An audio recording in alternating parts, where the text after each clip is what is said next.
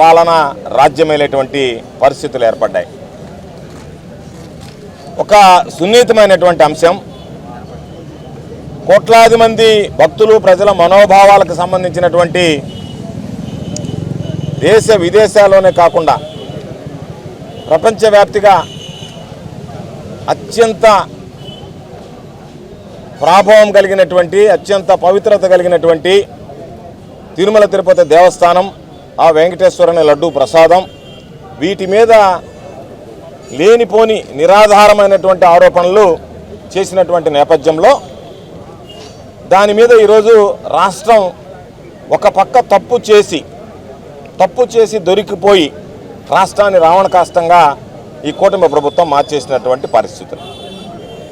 ఎందుకంటే ఒక రాజ్యాంగ స్థానంలో ఉండేటువంటి కాన్స్టిట్యూషనల్ అథారిటీ, రాష్ట్రానికి ముఖ్యమంత్రిగా ఉండేటువంటి వ్యక్తి ఒక విషయాన్ని గురించి మాట్లాడేటప్పుడు కనీసం నిజానిజాలు తెలుసుకొని వాస్తవాలని తెప్పించుకొని వాటన్నిటిని పరిశీలించిన మీదట దాన్ని సంబంధించి నిర్ధారిస్తూ ఏదైనా మాట్లాడాలి.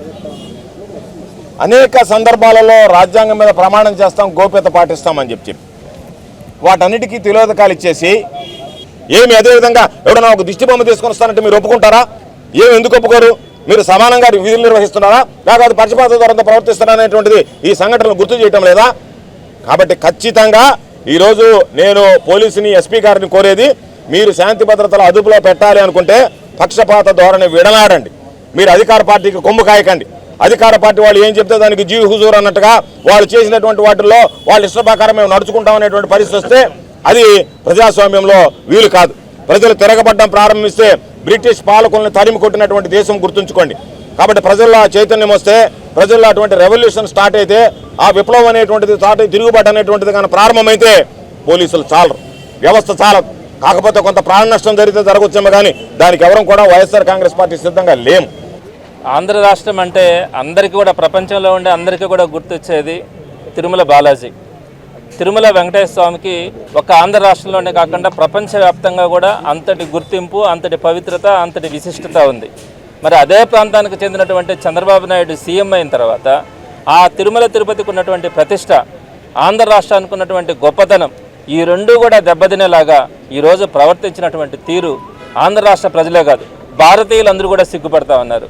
ఒక ముఖ్యమంత్రి హోదాలో ఉండి ఎక్కడా కూడా ఒక ఆధారం లేనటువంటి ఒక ఆరోపణ, అది కూడా ఒక కుటుంబ సభ్యుడు, ఎవరైనా ఒక కుటుంబ సభ్యుల మీద, అంటే వాళ్ళ ఇంట్లో ఫ్యామిలీ మెంబర్స్ మీద కూడా చంద్రబాబు నాయుడు గారికి ఏదైనా ఆరోపణ వస్తే రోడ్లోకి వచ్చి చెప్పడు, అది ముందు నిజమా కాదో తెలుసుకోవాలా.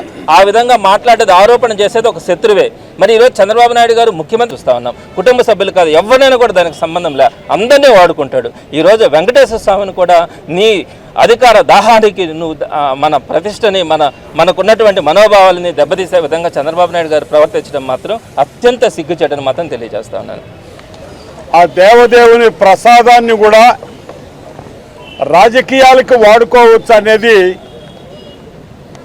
ఈ దేశంలో ఎవరు కూడా ఆలోచన చేయాల, ఒక్క చంద్రబాబు నాయుడు గారు తప్ప. ఎటువంటి మాటలు మాట్లాడినారు. పంది కొవ్వు అని ఒక ఆయన, నెయ్యిలో కొవ్వు ఉంది, జంతువుల కొవ్వు కలిపారని ఒక అతను, ఇవన్నీ కూడా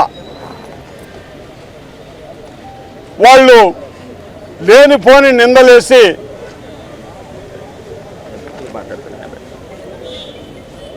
జగన్మోహన్ రెడ్డి గారి మీద, వైఎస్ఆర్ కాంగ్రెస్ పార్టీ హయాంలో ఉన్నటువంటి అక్కడి అధికారుల మీద, పెద్దల మీద కూడా నిందలు వేస్తూ దేవదేవుణ్ణి సైతం అపహాస్యం పాలు చేసే విధంగా వాళ్ళు ప్రవర్తించిన తీరు దేశంలో ఉన్న వెంకన్న భక్తులు యావత్తు ఒక్కసారి కలవరపడేలా. ఏందయ్యా మనం తినే లడ్డులో ఇవన్నీ కలిపారంట, నిజమేనా అని తినేవాళ్ళు కూడా బాధపడి ఇది తినాలా వద్దా అని ఆలోచనలో పడిపోయినటువంటి పరిస్థితి చంద్రబాబు నాయుడు గారు తీసుకొచ్చారండి.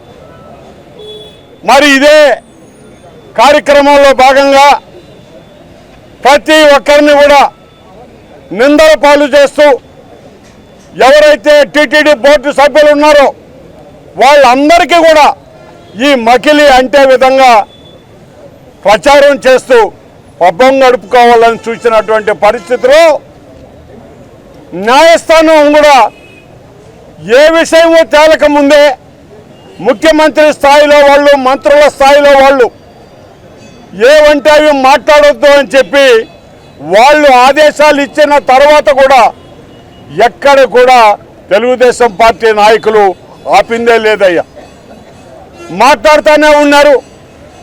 వాటిల్ని కట్టడి చేయాలని ఈరోజు మా జిల్లా అధ్యక్షులు సోదరులు కాకాని గోవర్ధన్ రెడ్డి గారు, అదేవిధంగా శాసనమండలి సభ్యులు, నెల్లూరు టౌన్ ఇన్ఛార్జ్